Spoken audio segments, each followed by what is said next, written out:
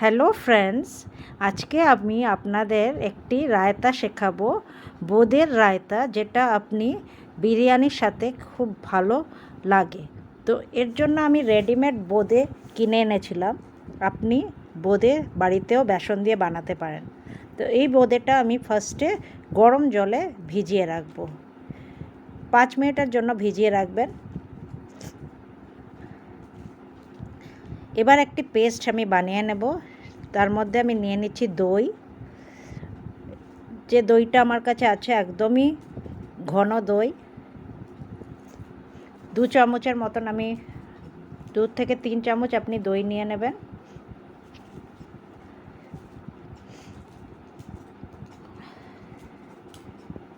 আপনার বোঁদে যতটা আছে সেই পরিমাণ বুঝে আপনি বানাতে পারেন।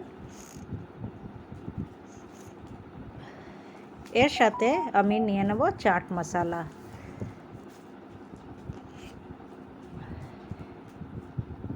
তার সাথে আমি নিয়ে নেব বিট নুন। বিট নুনের স্বাদটা ভালো হয়। তার সাথে পরিমাণ মতন একটু মিষ্টি, আমি তাই চিনি অ্যাড করে নিচ্ছি। এবার পরিমাণ মতন জল দিয়ে, যতটা ঘন রাখতে হয় রায়তায় সেরকম ঘনত্ব রাখার জন্য দিয়ে আমি জল দিয়ে একটা পেস্ট বানিয়ে নেব। ততক্ষণে আমার বোঁদে সোক হয়ে গেছে। আমি এটা জল ঝরিয়ে একটা সিভে আমি রেখে দিয়েছি। এবার আমার পেস্ট করা যে দইটা, সেটা আমি বোঁদের মধ্যে দিয়ে দেব। উপর থেকে আমি দিয়ে নিচ্ছি কাশ্মীরি লাল লঙ্কার গুঁড়ো।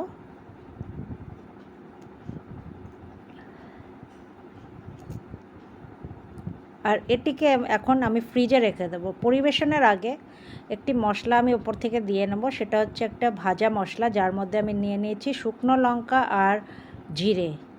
তো এটা ভালো করে ফ্রাই করে আমি পাউডার করে নেব।